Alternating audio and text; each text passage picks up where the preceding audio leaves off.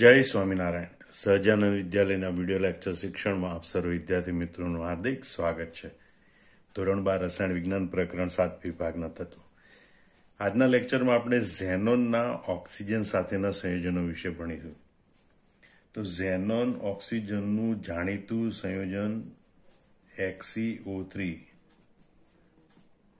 Xenon trioxide છે અને બીજું ઝેનોનના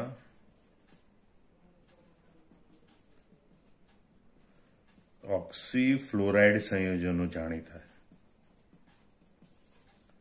એ પૈકીના મહત્વના સંયોજન છે XeOF ઝેનોન ઓક્સી ટેટ્રાફ્લોરાઇડ અને ઝેનોન ડાયઓક્સી ડાયફ્લોરાઇડ. તો આ બધાની પહેલા આપણે બનાવટ ભણીએ. તો ઝેનોન ડાયફ્લોરાઇડ અને ઝેનોન હેક્ઝાફ્લોરાઇડ પાણી સાથે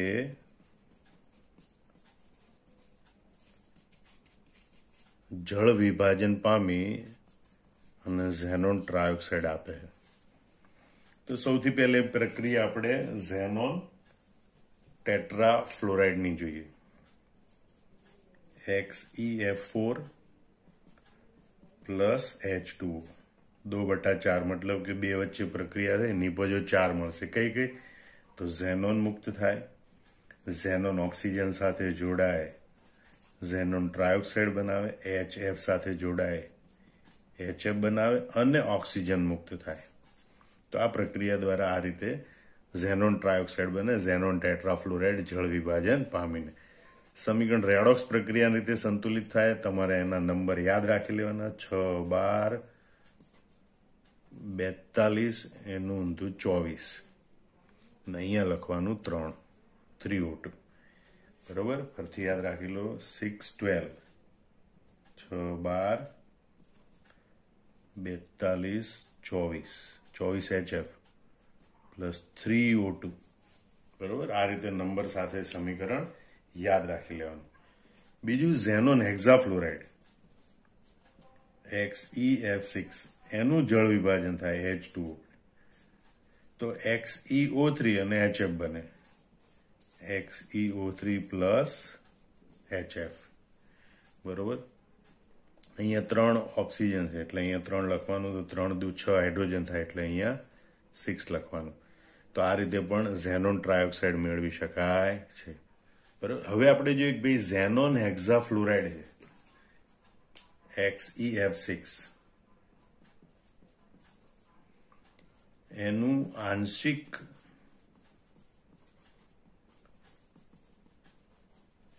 જળ વિભાજન થાય તો ઓક્સીફ્લોરાઇડ સંયોજનો, ઝેનોનના ઓક્સીફ્લોરાઇડ સંયોજનો જેવા કે XeOF4 અને XeO2F2 બને છે. હવે એના સમીકરણો આપણે જોઈએ. ઝેનોન હેક્ઝાફ્લોરાઇડ પાણી વડે આંશિક જળ વિભાજન પામે તો ઝેનોન જોડાય ઓક્સિજન અને ફ્લોરિન સાથે એટલે XeOF4 xenon oxy tetrafluoride plus HF. બરોબર, અહીંયા 2 હાઇડ્રોજન છે ને 2 ફ્લોરિન વધારે એટલે અહીંયા 2 લખીશું એટલે સમીકરણ સંતુલિત થાય. 1, 1, 1, 2 અથવા તો 11, 12 એવી રીતે યાદ રાખજો. બીજી એક પ્રક્રિયા થાય કે ભાઈ ઝેનોન હેક્ઝાફ્લોરાઇડનું આંશિક જળ વિભાજન થાય થોડા વધારે પાણી સાથે.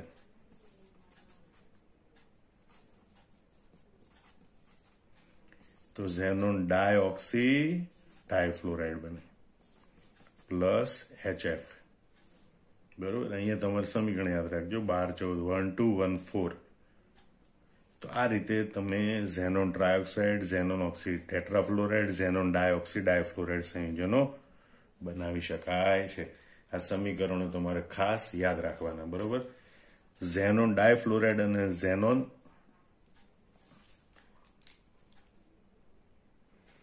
Sorry, xenon ટેટ્રાફ્લોરાઇડ. ટેટ્રાફ્લોરાઇડ અને ઝેનોન હેક્ઝાફ્લોરાઇડ એ પાણી સાથે જળ વિભાજન પામી ઝેનોન ટ્રાયોક્સાઇડ આપે. ઝેનોન ટેટ્રાફ્લોરાઇડની પ્રક્રિયા જોઈએ આપણે, અને ઝેનોન હેક્ઝાફ્લોરાઇડની પ્રક્રિયા. એ રીતે ઝેનોન હેક્ઝાફ્લોરાઇડ છે એનું આંશિક જળ વિભાજન થાય તો ઝેનોનના ઓક્સીફ્લોરાઇડ સંયોજનો જેવા કે XeO4 અને XeO2F2 બને છે.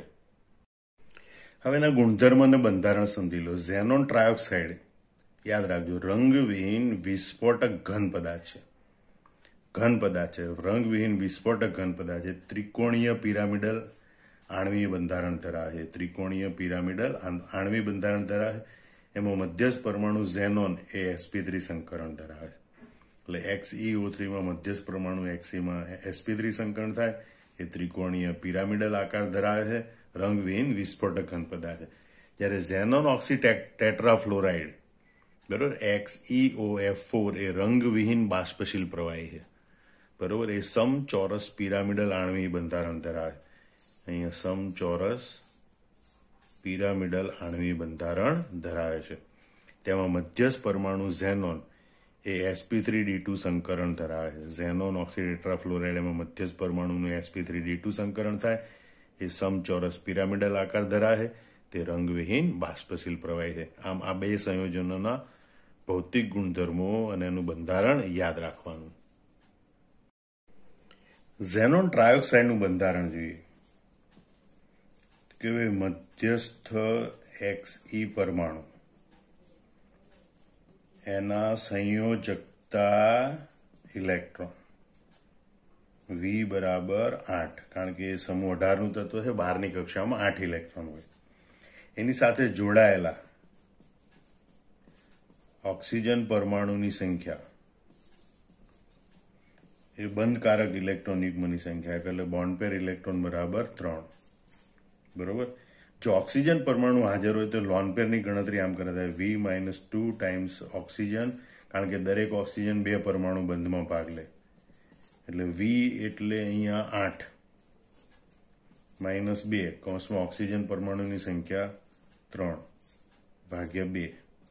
8 - 6 ભાગ્યા 2 એટલે 2 ભાગ્યા 2 બરાબર 1.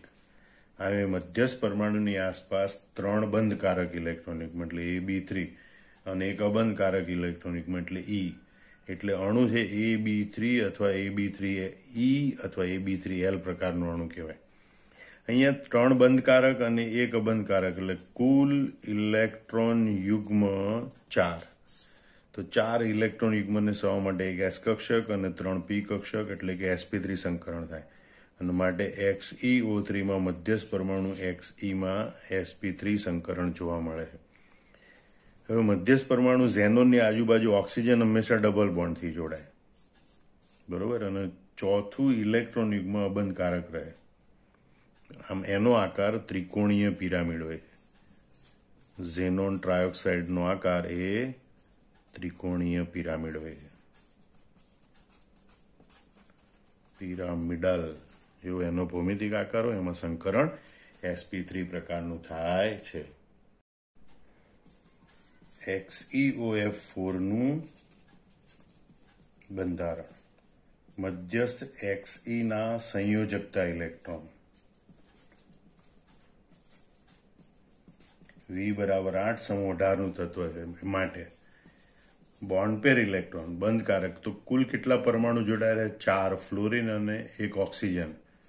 5 પરમાણુ જોડાયેલા, એટલે બંધકારક ઇલેક્ટ્રોન યુગ્મની સંખ્યા 5 થાય. તો લોન પેર ઇલેક્ટ્રોનની સંખ્યા કેટલી?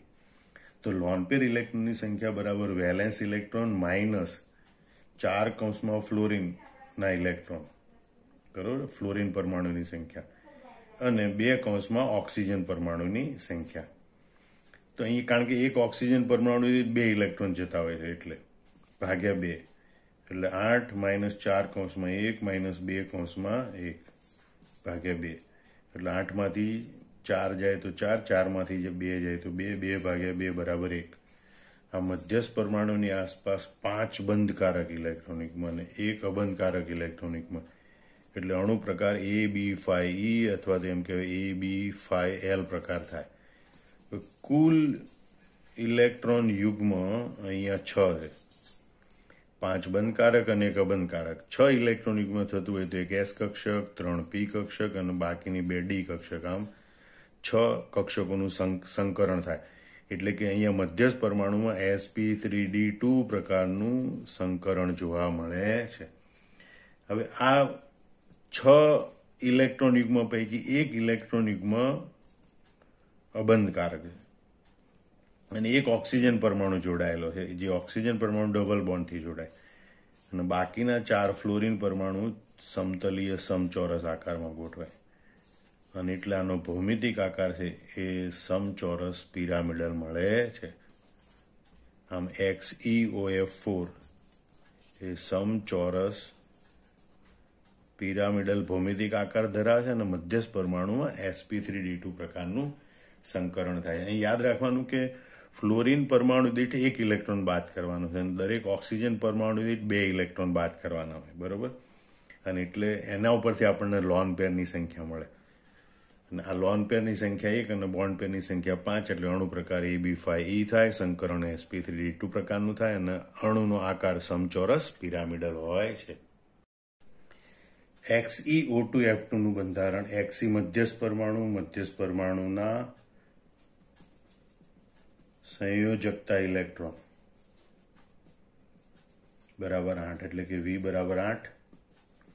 બોન્ડ પેર ઇલેક્ટ્રોન 2 ને 2 4 પરમાણુ જોડાય, 2 ઓક્સિજન 2 ફ્લોરિન, એટલે બંધકારક ઇલેક્ટ્રોન યુગ્મની સંખ્યા 4. લોન પેર ઇલેક્ટ્રોન એટલે V માઇનસ 1 કૌંસમાં ફ્લોરિન પરમાણુની સંખ્યા, 2 કૌંસમાં ઓક્સિજન પરમાણુની સંખ્યા ભાગ્યા 2. કારણ કે ફ્લોરિન પરમાણુ 1 ઇલેક્ટ્રોન આપે બંધકારકમાં અને ઓક્સિજન પરમાણુ 2 ઇલેક્ટ્રોન આપે. સંયોજકતા ઇલેક્ટ્રોન 8, ફ્લોરિન પરમાણુની સંખ્યા 2, ઓક્સિજન પરમાણુની સંખ્યા 2 ભાગ્યા 2. 2 × 4 ને 2 6 બાદ કરવાના, 8માંથી 6 જાય તો 2 ભાગ્યા 2 બરાબર 1. આમ અણુનો પ્રકાર 4 બંધકારક અને 1 અબંધકારક, એટલે કે AB4E અથવા તો AB4L પ્રકાર થાય. કુલ ઇલેક્ટ્રોન યુગ્મ અહીંયા 5 છે, 4 બંધકારક 1 અબંધકારક, અને માટે સંકરણ sp3d પ્રકારનું થાય. એક S કક્ષક, 3 P કક્ષક અને 1 D કક્ષક, આમ sp3d સંકરણ થાય. હવે sp3d સંકરણ થાય તો આ 5 કુલ ઇલેક્ટ્રોન યુગ્મ પૈકી 1 અબંધકારક ઇલેક્ટ્રોન યુગ્મ, એ અબંધકારક ઇલેક્ટ્રોન યુગ્મ ત્રિકોણીય સમતલમાં ગોઠવાય, અને મેક્ઝિમમ ડબલ બોન્ડવાળા સંયોજનો પણ ત્રિકોણીય સમતલમાં ગોઠવાય, એટલે ઓક્સિજન આ ગોઠવાય, અને આ સમતલને લંબ રૂપે અહીંયા ફ્લોરિન પરમાણુ ગોઠવાશે, બરોબર. એટલે XeOF4 એ ચીંચુડો આકાર ધરાવે છે અને એમાં sp3d પ્રકારનું સંકરણ થાય, એટલે XeFF ડબલ બોન્ડો આ પ્રકારનું સંયોજન પ્રાપ્ત થાય છે.